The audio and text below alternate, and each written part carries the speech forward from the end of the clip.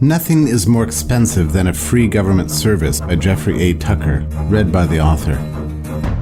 I'm listening to politicians hawk their wares these days. The same ideas keep reappearing. Put them in charge and healthcare will be free. College education will be free. All life essentials will be free. Jobs will fall like manna from heaven. There will be guaranteed income. Retirement will be secure. You get the impression of government as some magic fairy who bestows goods and services on people without the annoying part of having to forego income to get them. It's a world without prices, without demands, without cost, a bounty that comes to one and all merely because powerful people legislated it to be so. The power of a piece of paper backed by law. That's the fantasy. The reality of government is radically different. Everything is priced. The pricing is not subject to the competitive discipline of the market. It is irrational pricing made up by a bureaucrat. There are always conditions. Non-compliance is punished by the taking away of your liberty and property. This is the daily reality of life under government control. Far from feeling like benevolence, in practice it is exploitative and often brutal. The daily experience of this should be a warning to anyone who considers expanding government control more deeply and broadly into other areas of life. Let's just consider an obvious case where government exercises hegemonic control, the ability to drive your car from here to there. I tell the following story not because it is particularly unusual, but only because it is on my mind because it happened just 3 days ago. A friend of mine was planning a trip to the city with another friend. They were going to have a night on the town. They hit the road with a sense of carefree happiness and anticipation. Only a few miles later, the blue lights appeared behind them. The policeman pulled them over and demanded identification. The driver asked why she had been pulled over, but the policeman wouldn't say. After checking the ID, he revealed that he had been checking plates and fishing for possible problems. He returned after some wait to announce to her that her license had been suspended. She was shocked. It was an unpaid speeding ticket. She pointed out that she did in fact pay the ticket. The electronic database disagreed. He said he could arrest her, but he would exercise compassion and merely impound her car.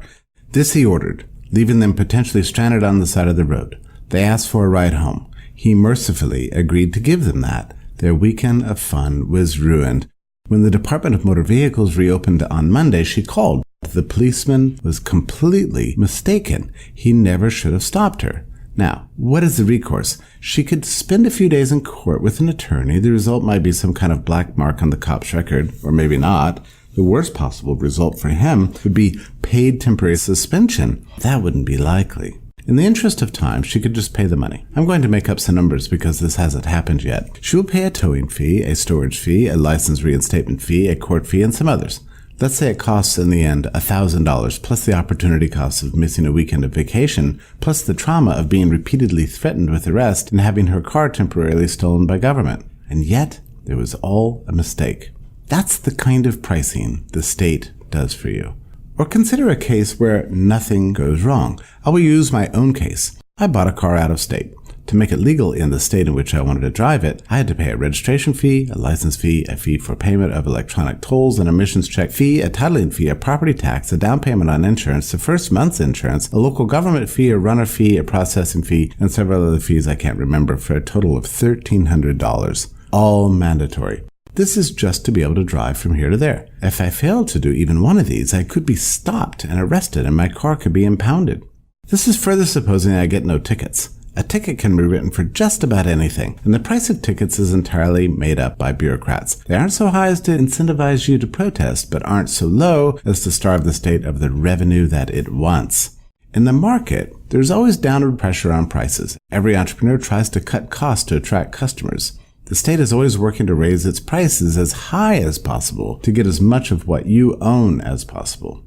If you've ever spent any time in traffic court, you know the racket. You are charged and charged at every step, every piece of paper, every movement made by anyone in the building. They are random, and they add up. The real victims are, of course, the poor, who are pillaged constantly for money they don't have, so they have to get creative about getting money, not always in legal ways. The whole world of government services is packed with prices. You have no choice. Everywhere you go, you have to pay. And consider this. Your taxes are already paying for all these services which are provided for you on a pricing basis. The toll roads, the processing fees, the court fees, the filing fees, the usage fees, the late fees, the tickets, and on forever. In practice, government has no hesitation for charging you for everything they grant you for free. You can't escape them. There's the Medicare tax, a cell phone tax, a tax on tobacco, a tax on liquor, a tax on landline phones, a tax for being self-employed, a tax on airline tickets, a tax on gasoline, a tax on electricity, a tax on water, a tax on television, a trash collection tax, a hotel tax, and even a special tax for those who decide to give up their citizenship because they're sick of all the taxes. New York even has a bagel cutting tax, not to mention thousands of excise taxes.